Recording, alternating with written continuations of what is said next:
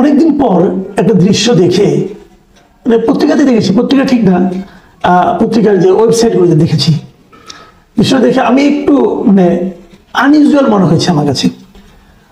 এই ধরনের ঘটনা প্রায় হওয়া উচিত, কিন্তু আমরা এখানে দেখতে পাই না।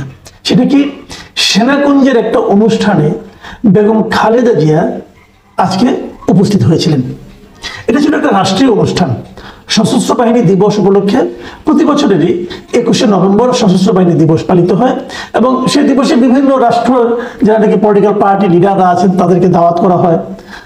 তারপর সাবেক যারা নাকি কর্মকর্তা থাকেন তাদেরকে দাওয়াত করা হয়, সরকারে যারা থাকেন তারাও উপস্থিত হন, নানা রকম। তো ডক্টর মোহাম্মদ ইউনূস ছিলেন সেই অনুষ্ঠানে, ওনার সঙ্গে ওনার উপদেষ্টা মণ্ডলের অনেকে ছিলেন, সেনাবাহিনীর কর্মকর্তারা ছিলেন। তার মধ্যে হাজির হয়েছিলেন বেগম খালেদা জিয়া। এবং বেগম খালেদা জিয়ার সেনানিবাসে, সেনাকুঞ্জে তো বটেই, সেনানিবাসেই প্রবেশ করলেন প্রায় 12 বছর পর। 2012 সালে উনি সবশেষ এই ধরনের একটা অনুষ্ঠানে উপস্থিত হয়েছিলেন। আপনাদের মনে আছে 2010 সালে এইরকম এক নভেম্বর মাসে ওনাকে ওনার সেনানিবাসের যে বাসভবন ছিল সেখান থেকে উৎখাত করা হয়েছিল। তো আজকের এই দৃশ্যটা দেখে না আমার অনেক কিছু মনে পড়ে গেল। আমি ভাবছিলাম যখন খালেদা জিয়াকে এই ভবন থেকে উৎখাত করা হয়, তখন যে বিকৃত আনন্দটা অনুভব করেছিলেন তৎকালীন প্রধানমন্ত্রী শেখ হাসিনা, তিনি আজকে এই ছবি যদি দেখে থাকেন, নিশ্চয়ই দেখে থাকবেন, যেখানে থাকেন, এখন তো ইন্টারনেট তো সব জায়গায় আছে। ওনার মনে কি হচ্ছে, উনি কি ভাবছেন? আমার খুবই জানতে ইচ্ছা করেছিল যে আপনাদের মনে আছে কিনা জানি না, আমার চোখে এখনো ভাসে ওই সময় সম্ভবত আইএসপিআর এর একজন অফিসার এই ওনাকে বাড়ি থেকে কেন উৎখাত করা হলো, কিভাবে উৎখাত করা হলো, তার একটা গ্রাফিক্যাল ডেসক্রিপশন দিচ্ছিলেন মিডিয়ার সামনে। এমন করে বলতে যে ওনার চেহারা, চোখে মুখে যে একটা বিকৃত একটা এক ধরনের আনন্দ ফুটে উঠেছিল। আমার খুব জানার ইচ্ছা ওই ভদ্রলোক এখন কোথায় আছেন। আমি যখন এটাও দেখেছিলাম, টেলিভিশনে দেখেছিলাম যে আমাদের সাংবাদিকদের কেউ কেউ খালেদা জিয়ার বাসভবনে তার যে বেডরুমে ঢুকে ওনার ড্রয়ার খুলে ওখানে কি কি ম্যাগাজিন আছে না কি আছে, আরো কি কি জিনিসপত্র আছে বলে উনি দেখাচ্ছিলেন। ওগুলো আসলেই ছিল নাকি ওনারা পরে ইমপ্ল্যান্ট করেছেন আমি জানি না। সেগুলো দেখিয়ে এমনভাবে বর্ণনা করছিলেন, বর্ণনার মাধ্যমে মানে খালেদা জিয়ার আমি মনে করি এক ধরনের চরিত্র হননের চেষ্টাই তারা করছিলেন। আমার খুব জানার ইচ্ছা ওনারাই বা এই দৃশ্য দেখে আজকে কি ভাবছেন। এটাই হলো দুনিয়ার নিয়ম। আপনি যাকে আজকে একদম তুচ্ছ করলেন, একদম শেষ হয়েছে, শেষ হয়ে গেছে মনে করে ফেলে দিয়েছেন, এই দুনিয়াতে এমনও দেখা যায় সেই একসময় ব্যাক করবে। কাজে কাউকে এরকম অপমান করার চেষ্টা করার আগে একবার আপনার ভাবা উচিত যে এই দিনটাই দিন না, আরো দিন আছে। আমাদের বাংলা ভাষায় একটা প্রবাদই আছে, এই দিন দিন না, আরো দিন আছে। কি লাভ মানুষকে অপমান করার মাধ্যমে, আপনি কি লাভ অর্জন করেন? এখন যে খালেদা জিয়াকে ওখানে নিয়ে যাওয়া হয়েছে, উনি কি এখন ক্ষমতায় অধিষ্ঠিত হয়েছেন? না, হননি। ওনার দলকে আগামীতে আপনি নিশ্চিত যে ক্ষমতায় যাবে সেটাও না। ক্ষমতায় আছেন কে? ডক্টর মোহাম্মদ ইউনূস। ওনার অন্তর্বর্তীকালীন সরকার ক্ষমতায় আছেন। খালেদা জিয়াকে এখানে নিতে পেরে মানে উনি যাওয়ার পরে ডক্টর ইউনূসের সম্পর্কে একটা মন্তব্য করেছেন। মন্তব্যটা শুনুন। তিনি বলেছেন যে খালেদা জিয়াকে সেনাকুঞ্জে আনতে পেরে আমরা গর্বিত। মানে ডক্টর ইউনূস গর্ব অনুভব করছেন যে উনি খালেদা জিয়াকে সেনাকুঞ্জের এই অনুষ্ঠানে আনতে পেরেছেন। এর নাম বিনয়, এর নাম সৌজন্যতা বোধ। আমরা এগুলো আগে দেখিনি। কেবল ডক্টর ইউনূসই না, এই যে ওনার যারা উপদেষ্টা মন্ডলীতে আছেন 3 জন ছাত্র নেতা, একেবারেই জুনিয়র, বয়সের দিক থেকেও তাদের অনেক খুব বেশি একটা বয়স না, হয়তো এত কম বয়সে অনেকে মন্ত্রী হন না আমাদের দেশে, কিন্তু ওনারা হয়েছেন। দেখুন ওনাদের মনোভাবটা কি। ওনারা কিন্তু একটা ছবি দেখুন আপনারা, আমি যে ছবিটা দেখেছি যে খালেদা জিয়া সোফায় বসে আছেন, পাশে ওই 3 জন ছাত্র নেতা দাঁড়িয়ে আছেন, এবং ওদের দাঁড়ানোর ভঙ্গিটাই বলে দিচ্ছি যে ওনারা কিন্তু যথেষ্ট বিনয়ী এবং যথেষ্ট বিনয়ের সঙ্গে ওনার সঙ্গে কথা বলছেন। আমি বিশ্বাস করে মুগ্ধ হয়ে গেছি। ওদের আচরণ দেখে আমি জাস্ট মুগ্ধ হয়ে গেছি যে আমাদের ছেলেরা বেয়াদব না।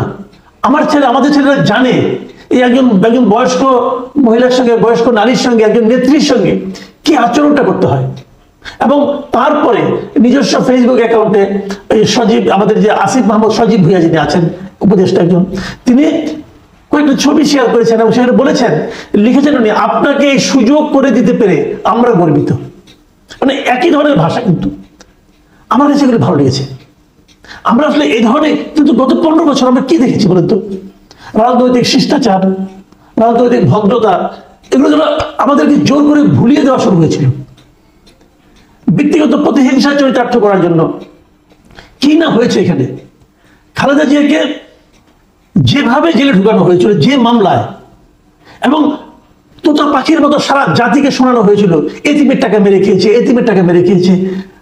এই মামলার সম্পর্কে আপনি একটু খবর নিন, কিসের টাকা কে মেরে খেয়েছে। আমার তো মনে হয় এই মামলা সম্পর্কে আপনি যদি একদম আইনের ক যারা জানেন তাদেরকেও যদি মামলার পুরো ঘটনাটা আপনারা খুলে বলেন, তারা হাসবে, তারা বলবে এটাও সম্ভব। এই ধরনের একটা মামলায় একজন সাবেক প্রধানমন্ত্রী, বাদ দেন সাবেক প্রধানমন্ত্রী, একজন বয়স্ক নারী এবং অসুস্থ উনি ছিলেন সবসময়, ওনাকে জেলে নিয়ে রাখা যায়? জেলে দিল, তারপর নিম্ন আদালত থেকে 5 বছরের সাজা দিল। মানুষ নিম্ন আদালত থেকে উচ্চ আদালত যখন যায় তখন কি হয়? সাজা কমে। সাধারণত এটি আমরা দেখি, ওনারটা বেড়ে গেল, বেড়ে 10 বছর করা হলো। এবং এই কাজ যিনি করেছেন তিনি কিন্তু এটা বাড়িয়ে দেওয়ার কারণে পুরো প্রমোশন পেয়েছেন ওই বিচারক। দেশটি এই অবস্থায় চলে গিয়েছিল।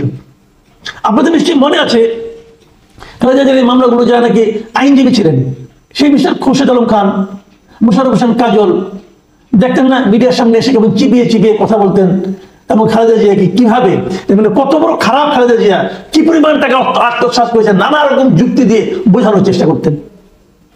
আমার মনে আছে একবার একটা টেলিভিশন টক শোতে আমি এই খুরশেদ আলম খানের সঙ্গে ছিলাম, যখন তাকে প্রথম জেলে দেওয়া হলো খালেদা জিয়াকে। জেলে দেওয়ার পর ছিলাম, আমি ওখানে আলোচনা হচ্ছিল। তো আমি ওখানে যাওয়ার আগে আমি কয়েকজন, আমি তো অত আইন বুঝি না, আমি কয়েকজন আইনজীবীর সঙ্গে কথা বলেছিলাম। আমি বলেছিলাম যে এই ধরনের মামলায় একজন লোককে যদি নেওয়া হয় তাহলে এটা কি জামিন হবে? জামিন হওয়ার কথা। তো উনি বলছিলেন যে এটা একদম জামিনযোগ্য মামলা, এই মামলায় জামিন না হওয়াটাই একটা বিস্ময়ের ব্যাপার। উনি 2 দিনের মধ্যে জামিন পেয়ে যাওয়া উচিত। একজন খুব প্রবীণ আইনজীবী আমাকে এই কথাটা বলেছিলেন, কিন্তু আমি ওনার সাথে আলাপ করেই তথ্যটা জেনেছিলাম। তো যখন ওই টক শোতে আমি যাই, যখন উনি ওখানে ছিলেন খুরশেদ আলম খান, তখন আমি বলার চেষ্টা করেছিলাম যে আমি তো যতটুকু বুঝি এবং যতটুকু শুনেছি যে ধরনের মামলা নাকি খুব সহজেই জামিন হয়ে যায়। ভদ্রলোক আমার সঙ্গে খেপে গেলেন, উত্তেজিত হয়ে গেলেন। আপনি বেশি বুঝেন, আপনি কিভাবে বুঝেন জামিন হবে? এটা জামিনযোগ্য মামলা হলো, এটা জামিন হবে না, কারণ নানা কাহিনী। তারপর কি হলো? সেই মামলায় তোমাকে দণ্ডই মওকুফ করে দিয়েছে এই শেখ হাসিনার প্রেসিডেন্ট। শেখ হাসিনার প্রেসিডেন্টকে এই দণ্ড মওকুফের জন্য তাকে কি গান পয়েন্টে রাখা হয়েছিল নাকি? সে নিজে থেকেই বুঝতে পেরেছে, উনি নিজেও সময় যাচ্ছিলেন, নিজেই হয়তো বুঝতে পেরেছেন যে এটা জাতির জন্য একটা কলঙ্ক। তো এই যে বিষয়গুলো আমরা দেখছি, অথচ দেখুন ডক্টর ইউনূসের সঙ্গে যে বিএনপির সম্পর্ক খুব ভালো তা কিন্তু বলা যাবে না। মানে ডক্টর ইউনূসের সঙ্গে বিএনপির পলিটিক্যাল দৃষ্টিভঙ্গি থেকে কিন্তু অনেক ধরনের বিরোধ আছে। আজকে আমি শুনলাম যে আপনার মির্জা ফখরুল ইসলাম আলমগীর বলতেছেন যে ডক্টর ইউনূস যখন জাতীয় ভাষণ দিলেন, এই ভাষণ দিয়ে তারা হতাশ হয়েছেন, কারণ তারা এখানে নির্বাচনের কোনো রোড ম্যাপ পাননি। তাহলে এটা কি? এটা ডক্টর ইউনূসের সঙ্গে তিনি বিরোধিতা করলেন। বাংলাদেশের আর কোনো পলিটিক্যাল পার্টি কিন্তু ডক্টর ইউনূসের সঙ্গে বিরোধিতা করছে না, একমাত্র বিএনপি করছে। বিএনপি করছে, এবং তারেক রহমান ওই দিনও বলেছেন যে উনি নানা ধরনের ষড়যন্ত্রের গন্ধ পাচ্ছেন। এগুলিকে ডক্টর ইউনূসের পক্ষে যায়? পক্ষে যায় না। কিন্তু ডক্টর ইউনূস কি বলছেন? ওরা সেই কথাটা যেটা আমার কাছে খুবই অসাধারণ মনে হয়েছে, সেই কথাটা আপনারা ভাবুন।